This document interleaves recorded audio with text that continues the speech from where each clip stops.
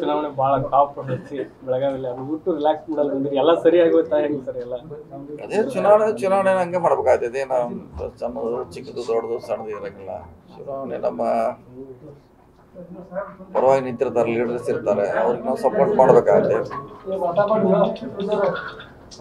So ಆ ರೀತಿ ಚುನಾವಣೆ ಆಗ್ತಾ ಇದೆ. ಅದೇನು ಜಿಲ್ಲಾ ಮಟ್ಟದ ಅಷ್ಟೇ ಇರೋದು. ಅಲ್ಲ ಸರ್, ಮೀಸೆ ಎಲ್ಲ ತಿರುತ್ತಾ ಇದಾರೆ, ಅದಕ್ಕೆ ಸೆಟ್ ಹೊಡೆದು ಮೀಸೆ ಅದು ಅವ್ರ ಸ್ಟೈಲ್. ಅದು ಈಗ ಒಬ್ಬೊಬ್ಬ ಇರೋದು ಒಂದೊಂದು ಸ್ಟೈಲ್ ಇರ್ತೈತೆ. ಅವ್ರು ಹಂಗೆ ಆಕ್ಷನ್ ಮಾಡತ್ತಾರೆ, ಏನು ಮಾಡೋಕ್ಕಾಗಲ್ಲ. ಬೇರೆ ಅದು ಸರ್, ಈಗ 4 ದಿಕ್ಕಿಗೆ ನಿಲ್ತೇವೆ ಅಂದಿದ್ರಲ್ಲ, ಅದಾಯ್ತು, ಮುಗಿದಾಯ್ತು, ಹೇಳಾಯ್ತು. ಅವ್ರು ನೀವು ಹೇಳಿದ್ಮೇಲೆ ಬೇಗ ಹೇಳ್ತಿದಾರ ಅಂತ. ಬೇಗ ಅದ್ ಮಾತ್ರ ಅಷ್ಟು ಮಾಡಿದೀವಿ, ಬೇಗ ಹೇಳ್ತಾರ ಅದು ಅಷ್ಟು, ಅದ್ ಮಾತ್ರ ನಿಜ.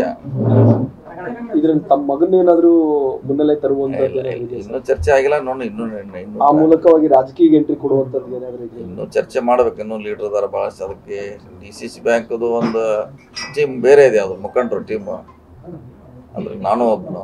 ಸೊ ಚರ್ಚೆ ಮಾಡ್ತೀವಿ, ಇನ್ನು ಟೈಮ್ ಇದೆ ಬಹಳಷ್ಟು.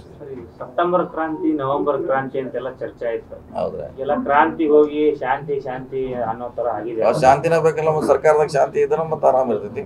ಶಾಂತಿ ಆಗಿದೆ. ಪ್ರತಿ ದಿವಸ ಕ್ರಾಂತಿ ಇದ್ರೆ ಸರ್ಕಾರ ನಡೆಸೋದು ಹೆಂಗ್ ಕಷ್ಟ ಅಲ್ಲ. ಕೆಲವರು ಸಚಿವರು ಆಗ್ಬೇಕು ಅನ್ನೋರಿಗೆ ಶಾಂತಿ ಇಲ್ಲ. ಅವರು ನಮ್ಗ ಸಚಿವ ಸ್ಥಾನ ಬೇಕು ಅಂತ ಹೇಳಿ ಮೊನ್ನೆ HM ರೇವಣ್ಣ ಅವರು ನಾವೇನು ಅಧಿಕಾರ ಬಿಟ್ಟು ಕೊಡಕ್ಕೆ ಸೋನಿಯಾ ಗಾಂಧಿ ಅವ್ರು ಮಾಡಿರಿ ಅಂತ ಕೇಳಿದ್ರು ಸರ್. ನಾವಿಲ್ಲಿ ಬಂದು ಮಾತಾಡಿಸಿದಾಗ ಅವ್ರಿಗೂ ಅಧಿಕಾರ ತಗೋಬೇಕು. ಸ್ವಾಭಾವಿಕರು ಎಲ್ಲರಿಗೂ ಆಗ್ಬೇಕಂತಿದೆ. ಆದ್ರೆ ಎಲ್ಲರೂ ಮಂತ್ರಿ ಆಗೋದು ಸೀನಿಯಾರಿಟಿ ಬಹಳಷ್ಟು ಜನ ಅದಾರ, ಸೀನಿಯರ್ ಅದಾರ ನಮ್ಮಲ್ಲಿ. ಮಂತ್ರಿ ಆಗೋ ಆಸೆ ಎಲ್ಲರಿಗೂ ಇದ್ದೇ ಇರ್ತೈತೆ. ಮಾಡುದು ಬಿಡುದು ನಮ್ಮ ವರಿಷ್ಠರಿಗೆ ಬಿಟ್ಟಿದ್ದು. ಧರ್ಮಸ್ಥಳ ವಿಚಾರದಲ್ಲಿ ಪ್ರಹ್ಲಾದ್ ಜೋಶಿ ಅವರು ಆರೋಪ ಮಾಡ್ತಾ ಇದ್ದಾರೆ, ಕಾಂಗ್ರೆಸ್ ಕೈವಾಡ ಇದೆ, ಷಡ್ಯಂತ್ರ ಇದೆ ಅಂತ. ಇವ್ರು ಸಾಧನೆ ಮಾಡ್ತಾರೆ. ಇನ್ನಾದ್ರೆ ಏನು ಹೇಳಿದ್ರು, ಇನ್ನದೇನದು ನ್ಯಾಷನಲ್ ಇಶ್ಯೂ, ರಾಜ್ಯದ ಇಶ್ಯೂ, ಒಂದು ಎಲ್ಲಿದ ಒಂದು ಸಮಸ್ಯೆ ಪೊಲೀಸ್ ತನಿಖೆ ಮಾಡತ್ತಿದೆ. ಅದನ್ನೇ ನಾವು ರಾಷ್ಟ್ರ ಮಟ್ಟದ ಏನು ಇಶ್ಯೂ ಇರಬಹುದಂಗೆ ಮಾಡತ್ತೀವಿ. ಅದ್ರ ಪಾಡಿಗೆ ಅದನ್ನ ಬಿಟ್ಟು ಬಿಡಿ. ಅದನ್ನ ಅವ್ರು ಏನು ತನಿಖೆ ಮಾಡ್ತಾರ, ಕೋರ್ಟ್ ಇದೆ ಅಂತಿಮವಾಗಿ, ಅದು ಅವ್ರು ನಿರ್ಣಯ ಮಾಡ್ಬೇಕು, ಕೋರ್ಟ್ ಅವರು. ಧರ್ಮ ರಾಜಕಾರಣ ಮಾಡ್ತಾರೆ. ನಾವಲ್ಲ, ನಾವು ಮಾಡ್ಲಿಕ್ಕೆ ಆಗೋಲ್ಲ. BJP ಅವರು ಅದನ್ನ ಅಂತಿಮ ಮಾಡ್ಲಿಕ್ಕೆ ಇದು ಹಿಂಗೆ ಅಂತ ಹೇಳಿಕ್ ಆಗೋಲ್ಲ.